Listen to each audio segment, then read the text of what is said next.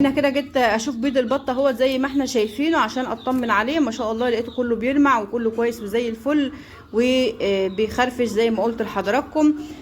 طيب سألت برضو من ضمن الأسئلة بتاعت حضراتكم هو ايه السبب اللي يخلي البطة تجيب عندنا بطنين 2 في السنة او 3 وعندك 6 بطون في السنة يا مشاهد؟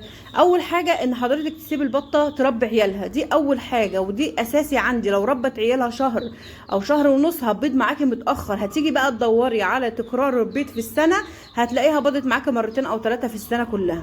دي اول حاجة. تاني حاجة ان هي تكون ما بتسيبهاش مع الذكر على طول اول ما تخلص بيض، انك تكوني ما بتسيبهاش مع الذكر على طول، دي برضو حاجة بتساعدها على التأخير. ففي عوامل كده بتكون السبب في ان البطة تتأخر معاكي في البيض وفي الركود وعدد مرات البيض. يا ريت لايكات واشتراك للقناة.